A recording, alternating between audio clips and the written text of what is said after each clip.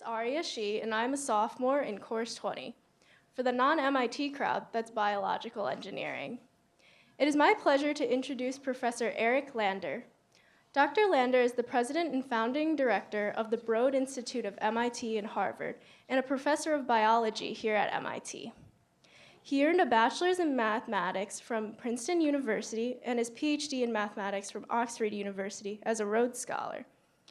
A geneticist, molecular biologist, and mathematician, Dr. Lander has played a pioneering role in all aspects of the reading, understanding, and biomedical application of the human genome.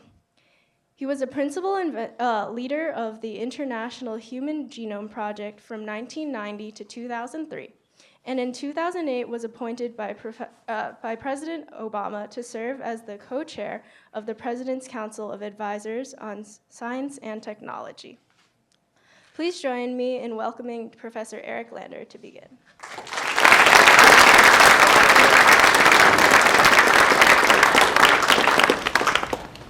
Thanks so much, Aria. Thanks to all of you for coming for the MIT Open House. It's fun to celebrate, and it's a big thing to celebrate, 100 years of MIT in Cambridge. And so the goal is just talk about all the cool things that have been going on at MIT and in science, and that's my plan for the day. I'm going to talk about the secrets of the human genome. But let me first set some context. Welcome to the Broad Institute of MIT and Harvard. The Broad is an unusual place. It's a research institute that really arose spontaneously out of the collaborations that were happening across town in the late 1990s between scientists at MIT and scientists at Harvard and the hospitals, all centered at the Human Genome Center right here at MIT. I directed that center in the 1990s, and all sorts of young people across town began to realize what the potential was of reading the information in the human genome and applying it to study disease. And projects grew up working on all different kinds of questions of different diseases and population genetics. And by the time the dust settled and the Human Genome Project was completed, there was such a network of collaboration that we decided to set up an institute that just spanned all of the different Harvard and MIT institutions.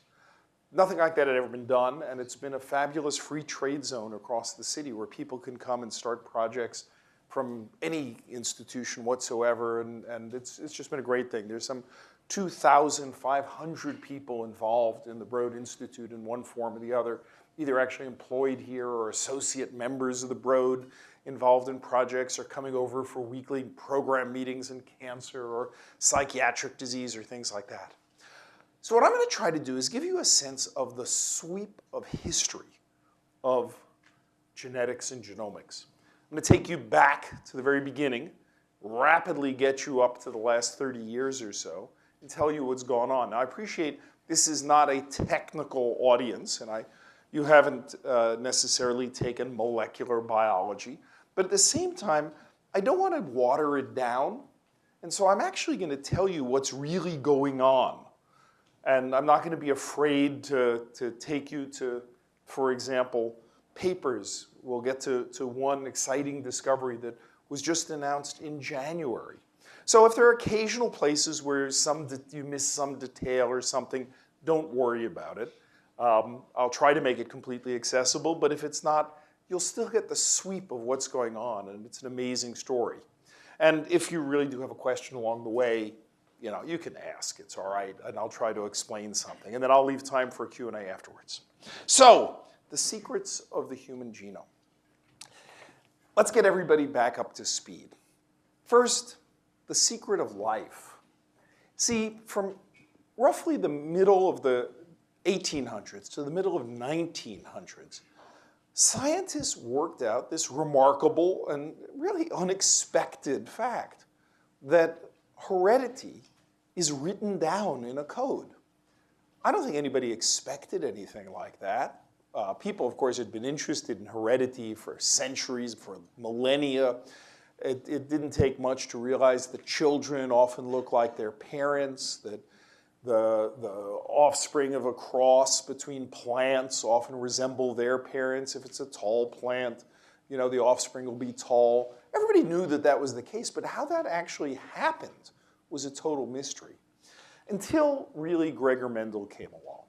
Gregor Mendel was a monk working in the city of Brno in the Czech Republic in the middle of the 1800s, and he studied pea plants. Now, that's usually the story is told that he's some isolated monk. I'm going to digress for a second because Gregor Mendel is a hero of mine, and tell you this was not some accident. This was a biotech incubator in the middle of the Habsburg Empire. Give me a minute or two to just digress on this.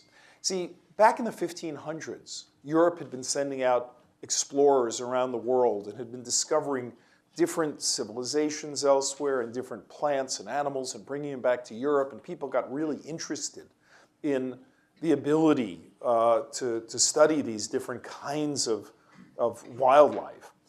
In addition, around that time, economics were improving in Europe. And there were roads and transportation networks. So if you could make a better apple, you could sell it to a larger market. So there were suddenly economic returns to improving crops. And so people got interested in that. In England, they were very interested in making sheep that had better meat. And there was a famous person there who got into programs of sheep breeding to produce better meat. But on the continent, what they really cared about was the wool. And producing sheep who had better wool was a big deal. And the Spanish had the best sheep, merino sheep. Some of you may know about merino wool from those sheep. And the problem was that, you know, other places wanted those sheep, but the sheep didn't grow so well elsewhere. And so they wanted to have breeding programs that would improve the ability for a sheep from Spain to grow over here. And where do you think they cared most about that? They cared most about that at the center of the textile industry in Europe. And that was in the Habsburg Empire, centered in Brno. And there became a lot of interest in improvement of wool, also in apples, in wine, in many things. And the town leaders of Brno began organizing societies for the improvement of scientific knowledge about plants and animals and things like that. And, well, one of those town leaders, who was the second head of the Enological and Pomological Society, wine and apples, was a guy called C.F. Knapp. He had a day job, and his day job was being the abbot of the Augustinian monastery in Brno. And so he started to go out looking for like MIT kind of monks trained in math and physics, and began hiring them to come and, in addition to be monks at the monastery, to actually study scientific things. He hired Gregor Mendel for this purpose, and Gregor Mendel was no accident. This was, in fact, part of a deliberate notion. It was kind of like what Cambridge is like today, a hotbed of people thinking about scientific ideas driven by both curiosity and economic opportunity. So anyway, this is a complete digression, but I thought I'd mention it because Mendel usually just figures as some picture in a textbook, but he's actually part of a historical sweep of ideas that's quite remarkable. So anyway, this is Gregor Mendel, and he works out some simple laws of heredity. He shows that when you look at pea plants, they transmit their traits according to laws that if you cross a round plant and a wrinkled plant, the first generation plants are all completely round, but if you self-cross them to themselves, in the next generation, what you find is 1/4 of them are wrinkled again. And based on this and lots of other observations, he somehow imagined that there were factors of heredity. He didn't know what they meant. He called them factors of heredity. We would call them genes today, that were transmitted to the next generation. And that every individual plant had 2 of them. One it got from one parent, one from the other parent. And these factors controlled the traits. This was like a big deal. So exciting and so abstract and mathematical. And well, what do you think the reaction was to this incredibly important paper in 1865? It was totally, completely ignored because it was so far ahead of its time, so abstract, so intellectual that it appeared in the Proceedings of the Royal Society of Brno, but made no impact. Mendel went into administration, never wrote another significant paper in his scientific career. But in the opening weeks of the 20th century, January of 1900, 3 different groups around the world rediscovered Mendel's laws of heredity. Amazing how these things happen, that it all happens around the same time. And the 20th century really can be read as the century of developing the understanding of Mendel's laws. Now, it wasn't the only way to study biology. There were 2 ways that people studied biology in the 20th century. The one on the left there is genetics. You look at organisms and their variation, we call the appearances phenotypes. You look at that variation, and you study how it transmits in families, and you infer that there must be genes controlling things based on that inheritance pattern. Basically, you look at an organism in which one component, one gene, has been changed. The other thing biologists did in the first half of the 20th century was they did biochemistry. Instead of looking at an organism minus one component, they looked at a single component taken away from the organism. That is, if they wanted to study how a beautiful butterfly flaps its wings, they would grind up the butterfly and they would try to purify individual proteins that would slide by each other in the muscle and control that. That is, they would purify something away from the organism. Now, these were 2 very powerful ways of doing things. Genetics, organism minus component. Biochemistry, component minus the organism. But they had nothing to say to each other because nobody knew what these components were. Nobody knew what a gene was. And the particular items that the biochemists really loved to study, they were called proteins. They didn't know how they related to these genes. A major intellectual unification occurred in the middle of the 20th century with the recognition that these genes were a physical substance. They were DNA. And the DNA gave rise to the proteins. It encoded the instructions for the proteins. And it went through a little intermediate messenger, a little yellow sticky note called RNA. So information would be written down from the DNA into RNA, and from the RNA it would be translated into the protein. How did the DNA instructions get translated into a protein? Proteins have 20 building blocks called amino acids. So how do you translate from the 4-letter code of DNA, A, T, C, G, into the building blocks of proteins? Well, there's some kind of a translation table. And in the 1960s, biologists worked out what that translation table was, and it would tell you that if you had a UUU, it would be phenylalanine. That was the building block that would get put in there. So by the mid-1960s, geneticists felt they had the secret of life because they knew the code. Now here's the problem. The problem was they knew the code in the abstract. If you in a test tube gave an artificial message to ground up material from a cell, you could get it to translate an artificial message into a protein. But they couldn't read even a single real actual gene. So they knew in principle there's the lookup table, but they couldn't read like one gene. And they couldn't even imagine how they ever could read one gene. So what they did, which is what often you do, they declared victory and withdrew. They said, all right, we've done it. And let's go study the brain. And we'll figure out the secret of the brain next.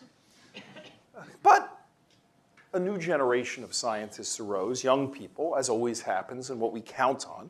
And the young people said, whoa, whoa, whoa, maybe we could actually read individual genes. Maybe we could isolate them.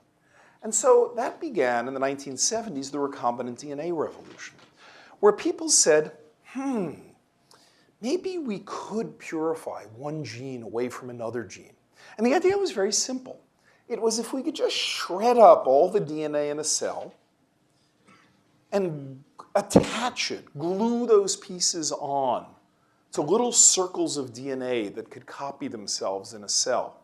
People had discovered there were little circles of DNA that were able to copy themselves, little mini chromosomes. And if I could take a random piece of human DNA and stick it into one of these little mini chromosomes and throw it back into a bacteria, the bacteria could copy that piece of DNA for me. And I could do that for 1 million different pieces of DNA and scatter them upon a whole field of bacteria, and each individual bacterium would pick up a distinct piece of human DNA. And in that way, I would have purified different pieces of DNA away from each other. And then I could try to work out what their chemical sequence of letters were. And various chemical methods, including one by another Cambridge resident, Walter Gilbert, were developed that taught us how to read the letters of the DNA. And so suddenly, by the end of the 1970s, beginning of the 1980s, we could take pieces of DNA, put them into bacteria, read off their letters, even use them to make proteins, like insulin, giving rise to the birth of the biotech industry, including here in Cambridge. And boy, molecular biologists were so proud of themselves. They said, we can find genes. Now, the problem was this. They could find the gene. Well, I mean, they could make a library of lots of bacteria carrying pieces of human DNA.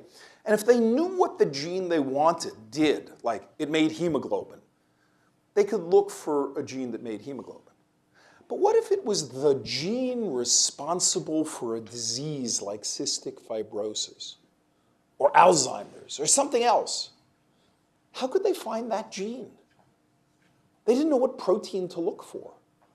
They didn't have any feature to recognize it by. So great, they have all the genes separated, but which one is the gene for cystic fibrosis? Which one's the gene for Alzheimer's? They had no way to know. But as happens, a new generation of scientists comes along and says, we could figure that out. And that's the story I want to talk about today.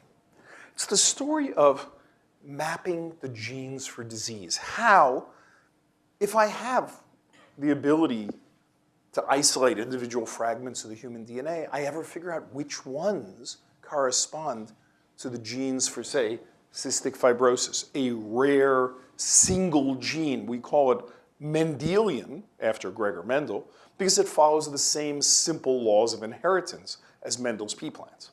Or how would I find the genes for, say, polygenic things, traits that are polygenic, like height and weight and skin color, and also Alzheimer's disease and risk of heart attack and risk of cancer, where multiple genes might be involved. So,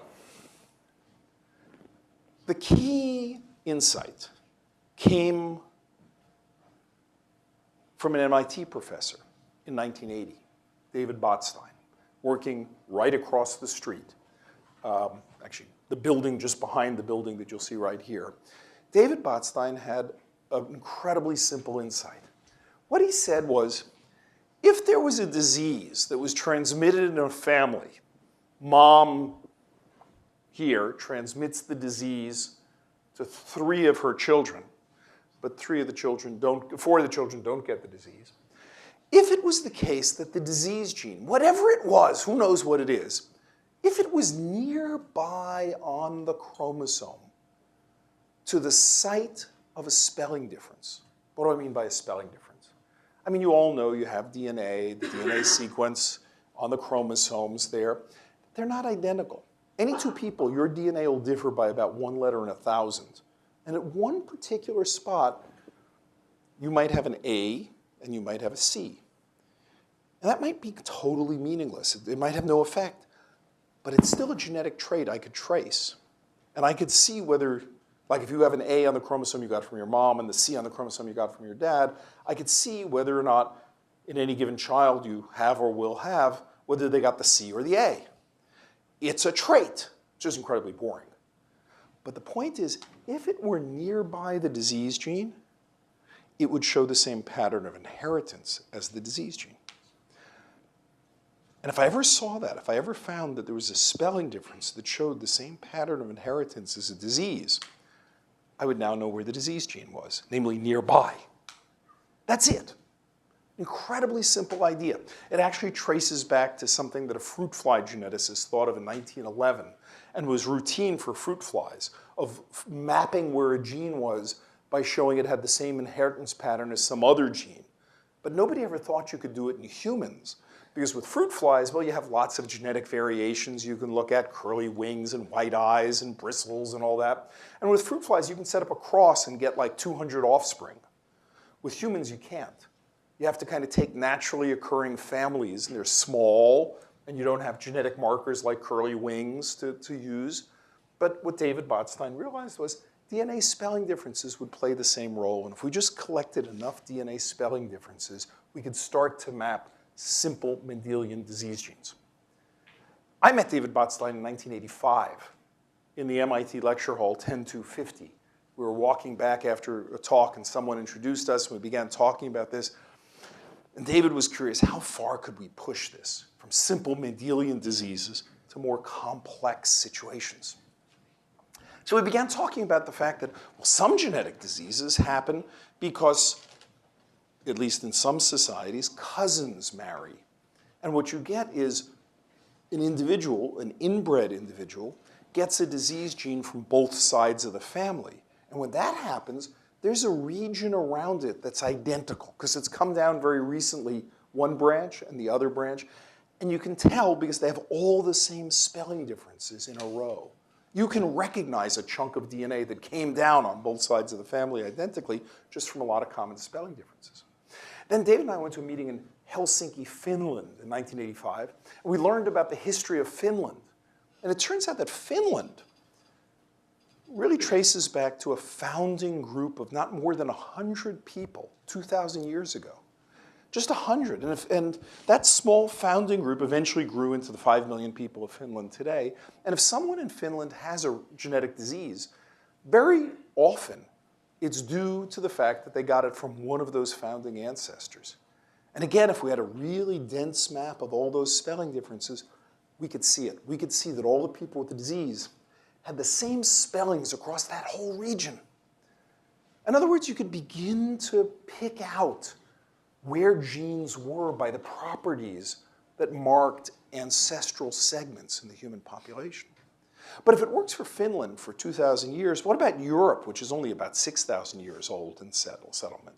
And if it worked for single gene diseases, could it be made to work for multi-gene diseases, where different genes might slightly increase or decrease risks? So we began to work out ways to do that as well, of figuring out, could we actually apply this to the general population? Just get lots of people from a general population and figure out that the people who had Alzheimer's disease tended to have segments of the DNA that came from a common ancestor. That was the idea. Now, here's the problem with all that. It's a lot of work. So David had this idea, but actually going from having a nearby genetic marker, that's C, to getting the disease gene that's nearby is a lot of work. For cystic fibrosis, I remember the day that David called me into the office in the building just across the street, locks the door, and he says, "The gene for cystic fibrosis is on chromosome 7. They just found a linked genetic marker. And eventually, within a couple of months, there was a genetic marker that was 99% correlated. 99% of the time, it transmitted perfectly with the disease. Only 1% of the time was there a genetic recombination. So it meant it was close. But the problem was close was still 1 million letters of DNA away. And in those prehistoric times of the mid-1980s, traversing 1 million letters was a huge amount of work. Each step that you had to take along the chromosome might move you 10,000 letters or 20,000 letters and would take a month. And so began a huge process that took 4.5 years by 2 groups around the world, spending $40 million and involving something like 100 people to eventually find the cystic fibrosis gene. And it was pretty cool. There it is. Looks pretty boring. But I call your attention. You see the little red box over there? I'll blow that up for you. Those 3 letters, those encode one particular building block, a phenylalanine at position 508 of this protein. And that's the major cause of cystic fibrosis, is missing those 3 letters. And you could do a DNA test and figure out who's missing those 3 letters. That is to say, we can do diagnostics. Not just that, we could take that sequence, run it through the translator and figure out what protein it'll make, and ask the computer, hey computer, ever seen a sequence like that before? And the computer will come back and say, Oh yeah, that looks a lot like lots of other proteins that sit in the membrane of the cell and transport things. Congratulations, you've probably just found a transporter. Now, of course, you have to prove it's a transporter, but getting handed that hypothesis on a silver platter, it's pretty cool. The computer says, it's probably a transporter. Well, now you know what experiments to do, and they did it, and it turns out it's a chloride transporter. It transports a particular ion. So this is so cool. Without knowing anything about the cause of cystic fibrosis, you can find out where the gene is by finding a nearby genetic marker. How do you find the nearby genetic marker? Just try a lot of them until you find one. You know, there's nothing magic to it. You just try lots of them. Then you got to walk along the chromosome until you finally get the gene itself. Then you got to analyze the sequence of the gene. Then you got to compare it to other genes. You figure out what it does, et cetera. Super duper cool. What's the problem? That's just one disease. There are thousands and thousands of genetic diseases, and this just is too much work, way too much work. That was what gave rise to the Human Genome Project. The idea of the Human Genome Project was instead of this taking 4.5 years and tens of millions of dollars and all that kind of stuff, this should be a good project for a student, an undergraduate student in a lab. We had to just make this so easy that it could be done. And so the Human Genome Project was launched in 1990, and I'm very proud to say that right here on this block, we were one of the first centers. There were 4 initial centers that were funded under the Human Genome Project, and we got one of those founding grants. And the goal was to make a genetic map, all of those spelling differences, a physical map, all of those pieces of DNA lined up, so these overlapping pieces, the sequence map, so you had all the letters of the DNA. And it should be marked up as to what all the genes were. And sure enough, it was very important that all that information should be made freely and immediately available without any restriction whatsoever. That was the goal of the Human Genome Project, and it took changing the way a lot of biology got done. This is a picture of the Genome Center here. This is actually taken about 3 blocks from here, just up on Charles Street, opposite the park, where there used to be a beer and popcorn warehouse for Fenway Park that we repurposed into a Human Genome Center. And this was a picture taken around the year 2000. And what you see are conveyor belts moving around, doing things, all, you know. And we were so proud of ourselves. We were doing like 250,000 pieces of DNA per day and sequencing them.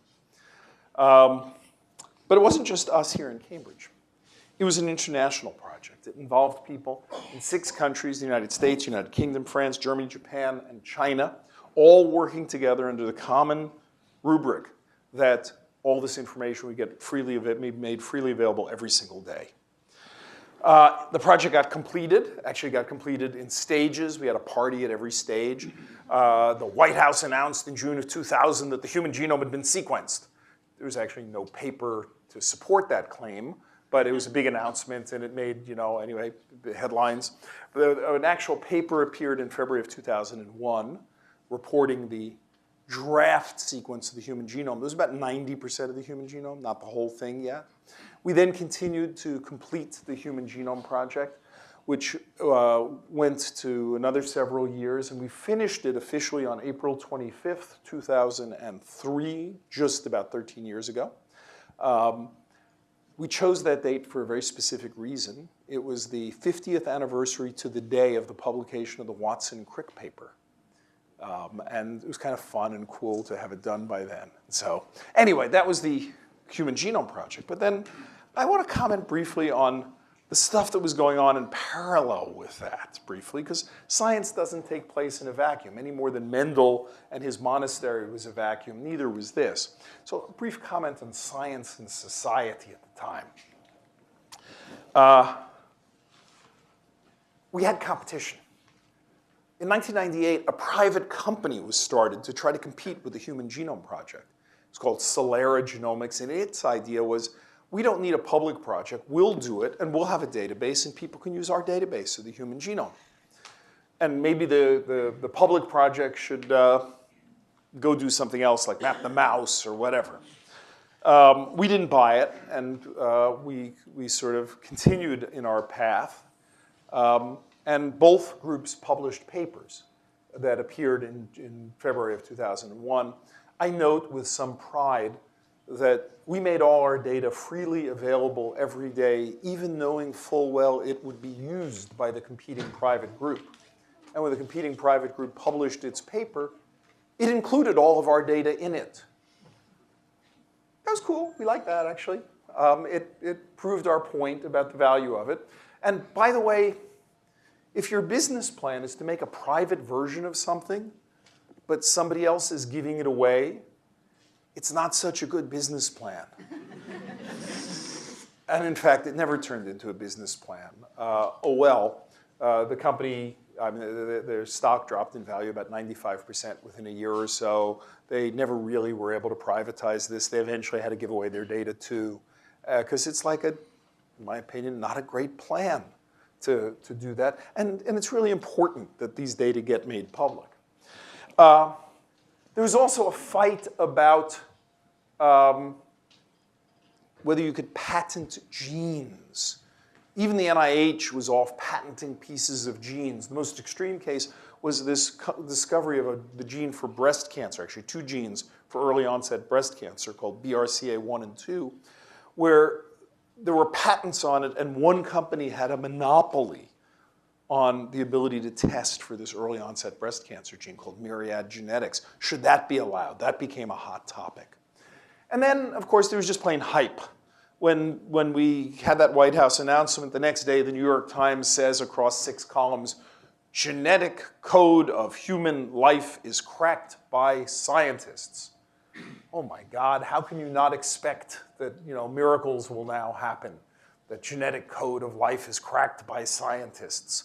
A little bit of hype. And of course, Time magazine, once a year at least, has some hypey cover on these sorts of things. And so can we keep these expectations under control? These are all important points.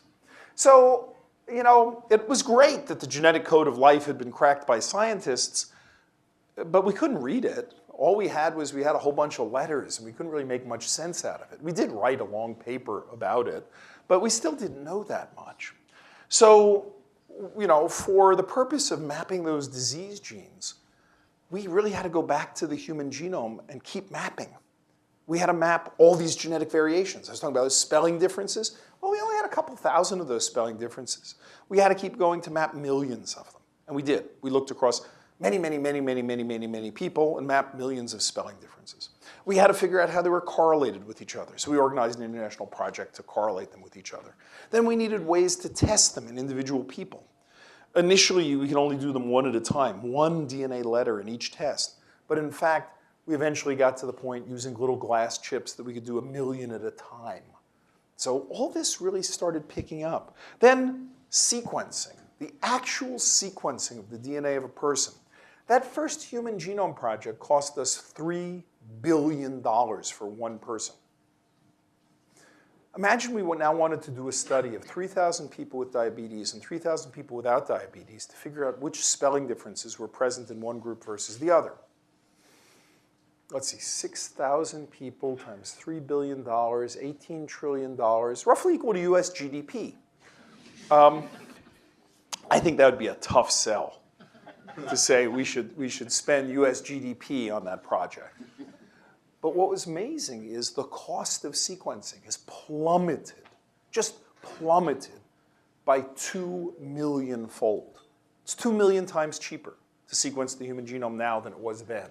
That is to say, it's about $1,500. Wow, $1,500. And it'll keep coming down some. I don't know where it'll plateau, but it's already getting not crazy. I don't know anything else that's ever decreased in cost by 2 million-fold. I mean, suppose you could buy a house now 2 million times cheaper than you could 15 years ago, right? I'd buy a $2 house or something like that, right? Wow, it'd be so cool.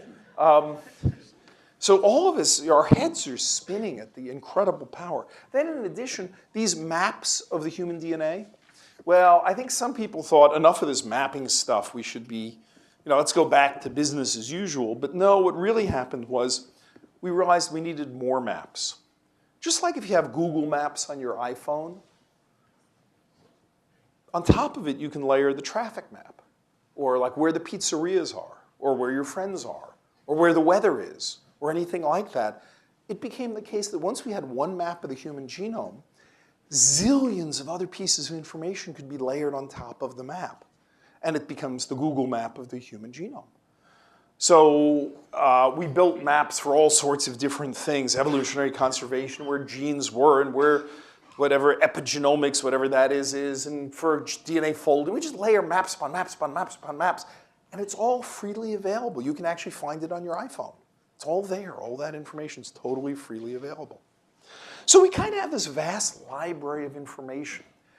We can imagine a library of information where there's information about every species, every organism, every individual within every species, about every cell within every individual within every species. It's all there in principle. We don't have all those volumes yet, but now we can imagine that any volume we want, we could get.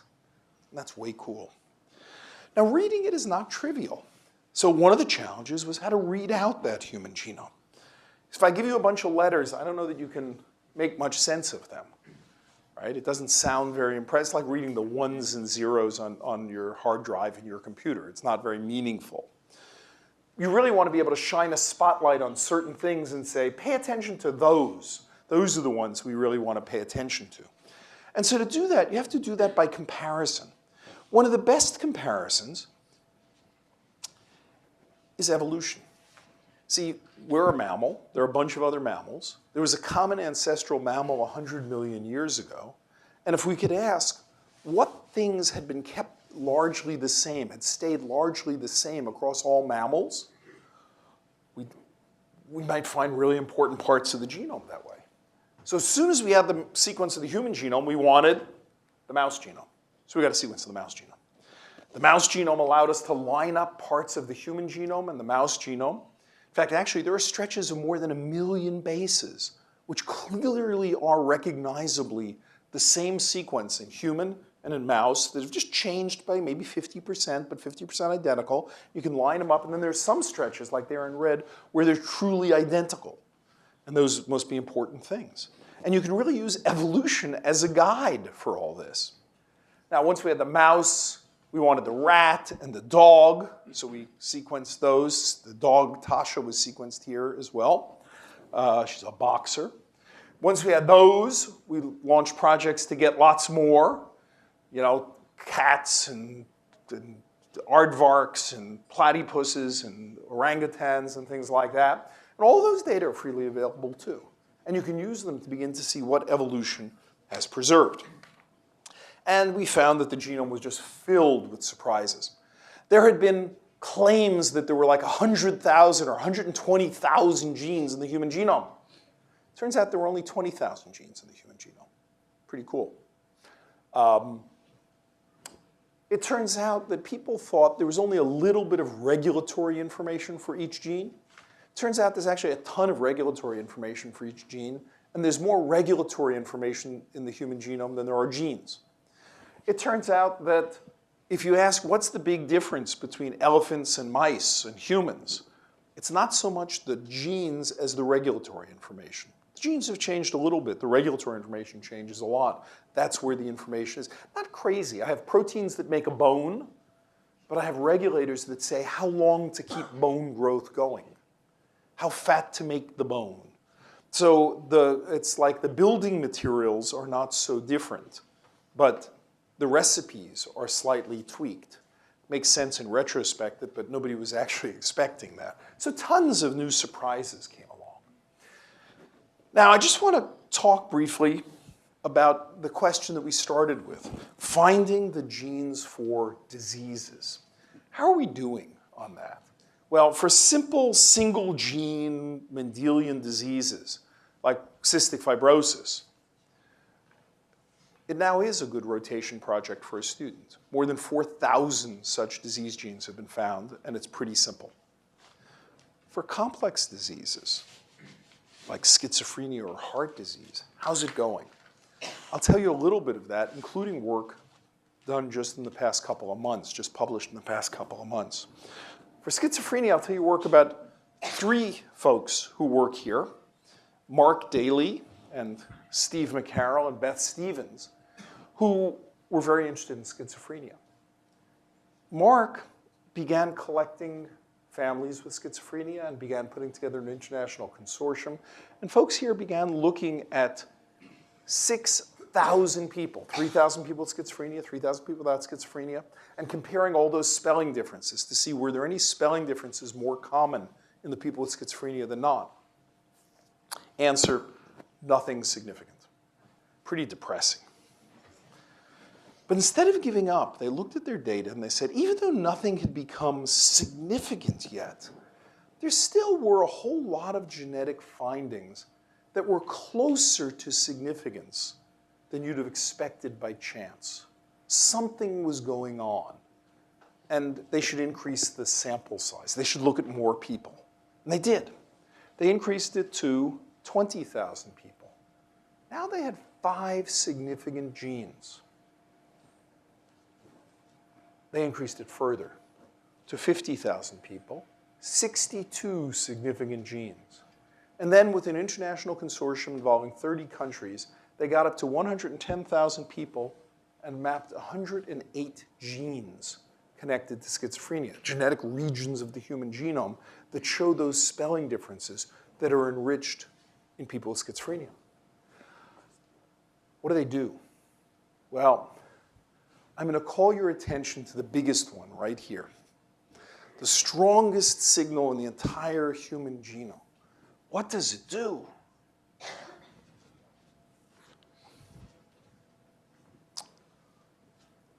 It's a region of the genome involved in infectious disease fighting in your immune system. So people thought maybe it has something to do with schizophrenia being caused by an infection. There's even an article in the Atlantic magazine about that your cat makes you crazy. And they thought that was because of some pathogen Toxoplasma gondii that you could get from your cat. I don't believe that's the case. So I'm going to make a long story very short. Hang on to your seats. We'll now do a real scientific paper that just came out in Nature just a couple of months ago.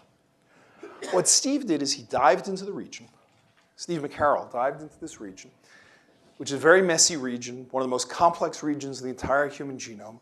And he found that the strongest signal came from a gene with the boring name C4. And C4, not like any self-respecting gene. A typical gene would have like one copy that you got from your mom and one copy that you got from your dad. But C4, some chromosomes have like 3 copies, and some have 1, and some have 2. And they have slightly different flavors. C4a, C4b with an insertion, without. It's an incredibly messy little region. Not a self-respecting, just clean, everybody gets 1 copy. And what he did was he went to a lot of trouble to go figure out how across 60,000 people to find out how many copies each person had of C4a and C4b. And he also looked at the brains of 750 people who had died and measured the amount by which the C4a gene was turned on and the C4b gene was turned on in those brains. He could still see the gene expression. And then he inferred that for 60,000 people. To make a very long story very short, what he found was that people who had more copies of C4a expressed more C4a and had a higher risk of schizophrenia. Not a determinative risk, higher, about 10% higher risk. So the typical risk for schizophrenia is low, and this was somewhat higher, but it was screamingly significant, 10 to the minus a gazillion.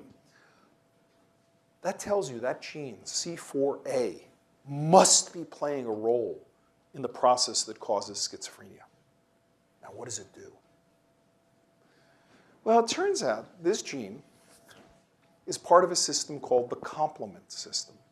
The complement system has one job that people had known about in the immune system.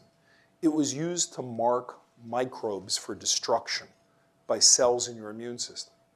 But recently, Beth Stevens here found out it has another job. It works in the brain. And in the brain, it is used to mark synapses, connections between nerves for destruction. Turns out you're always making connections between nerves and you're breaking the connections. You actually chew up connections between nerves. And C3 and C4 and its friends, C1, all are involved in a system that's telling cells in your brain, called microglia, to destroy certain connections. The gene that's predisposing to schizophrenia is a gene involved in the pruning of synapses in the brain. And when it's overactive, it increases your risk of schizophrenia. Too much pruning. Now, this makes you go back to some very old observations. Many years ago, people who were doing neuroanatomy studies on the brains of people with schizophrenia did notice that very often they had fewer synaptic connections than people without schizophrenia. But they didn't know whether that was a cause or just the effect of having had schizophrenia for a long time. But now it sort of makes sense. Moreover, whoops, what just happened there? Do something about it. Yes, we can install that, I'm sure, but maybe later.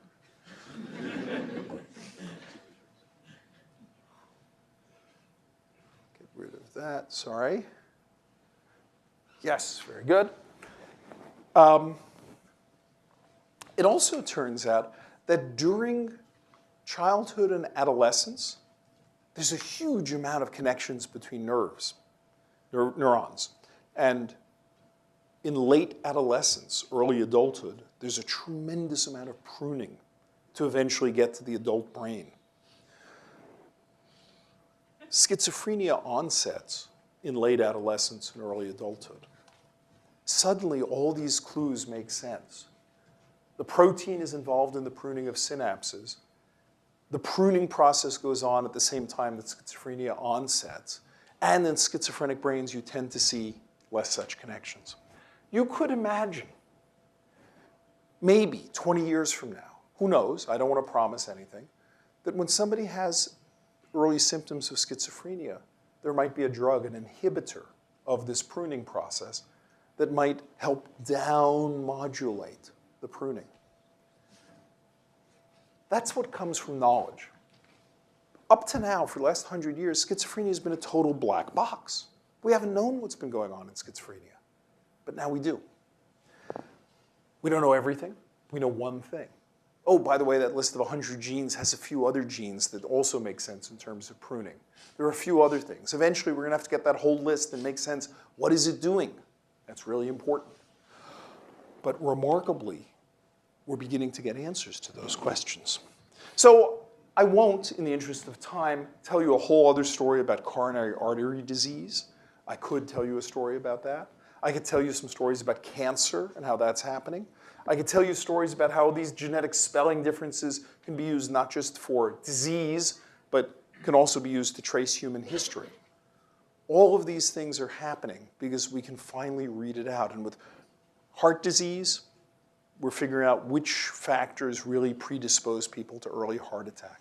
With cancer, hundreds of genes now have been identified as being mutated in cancers and driving the cancer, and they become targets for the drug development. With history, we're able to trace populations and how they spread and how they merged, and even read out remarkably from the bones of Neanderthals that Homo sapiens sapiens coming out of Africa mated with Neanderthals. All of those things are hidden in the secrets of the human genome. So, because I know that there's so much going on, and we're going to want to end so that people can leave at noon, I'm going to stop here, and I will be delighted to take questions. Thank you.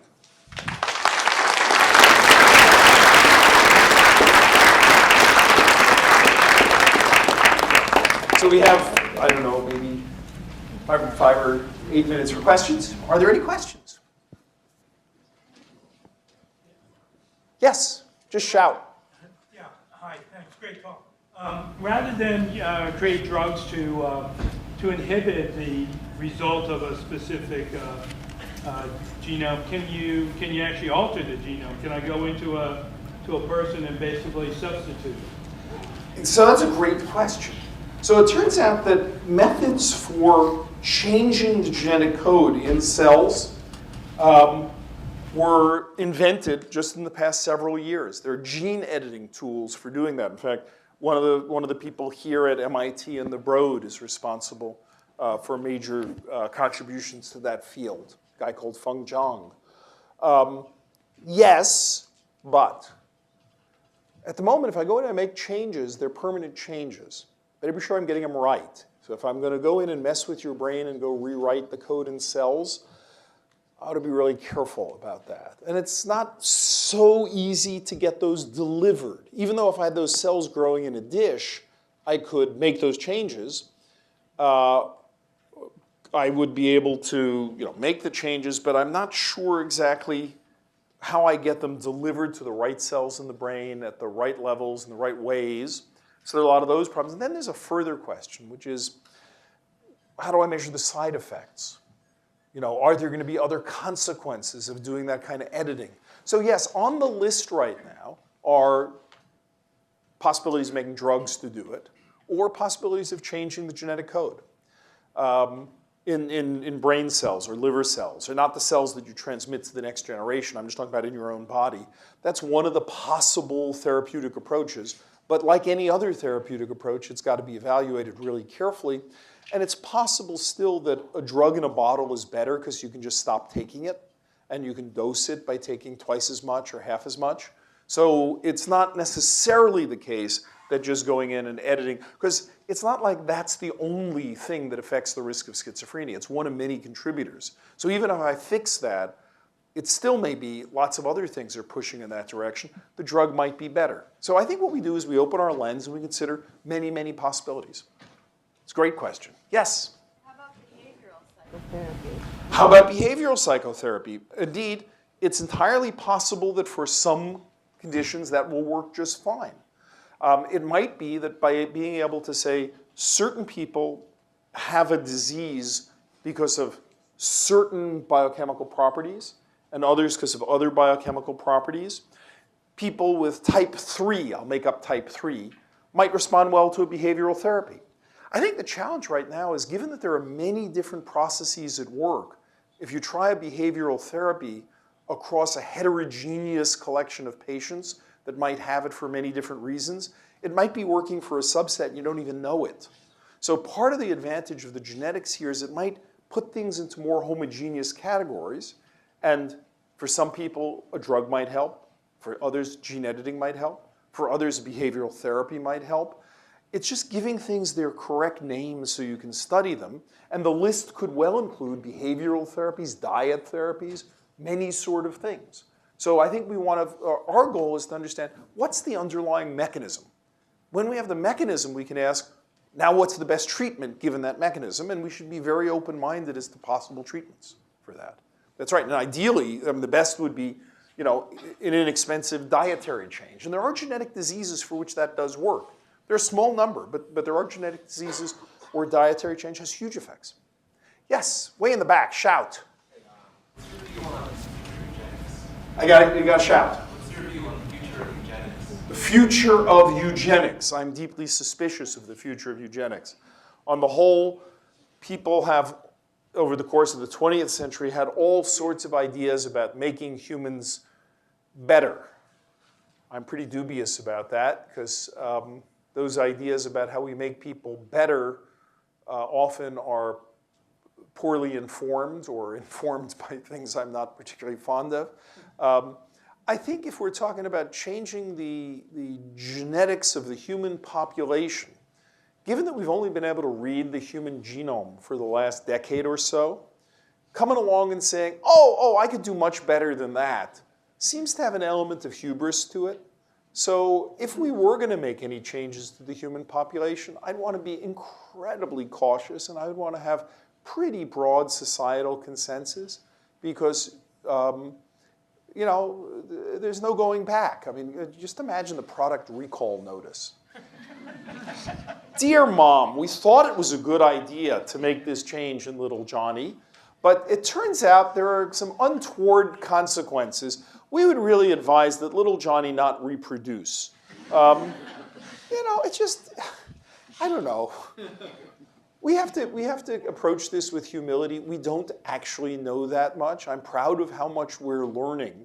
But the more we're trying to make permanent changes, and the more we're trying to do things about making people, quote, better, the more suspicious I get at this point.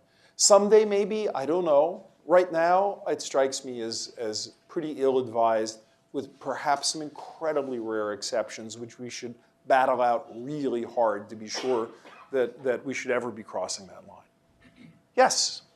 Thank you for this awesome talk. Now, you gave us an introduction into Mendelian diseases. I think I read an article recently where they stated that they have found people that, according to their DNA, should be sick, but do not have this disease. Can you tell us a bit about that? Yes, that's a perfect example of people making a big fuss over something that's been known for about 25 years. I saw that article too. I don't think the particular paper is any news. For example, there are people who inherit the genes for cystic fibrosis who don't get cystic fibrosis. There are people who inherit extremely high risk factors for Alzheimer's disease and don't get Alzheimer's.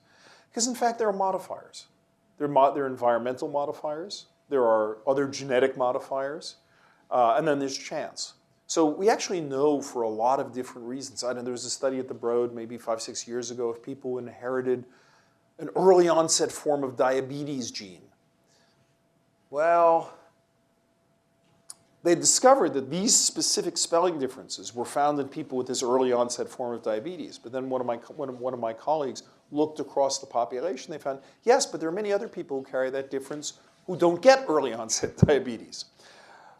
It definitely increases your risk tremendously. So Mendelian genes, Mendelian changes, do actually have a complex quality to them too. They might not have what we call 100% penetrance. If there's 100% correlation between the presence of the spelling difference and the disease, we say it has 100% penetrance.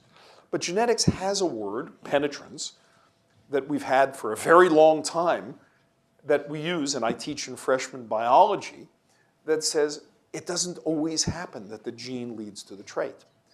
So what this lovely article was doing was providing a bunch of more examples of incomplete penetrance, but I think some of the press hype just failed to note that that's actually in the freshman textbooks, and we have a gazillion examples.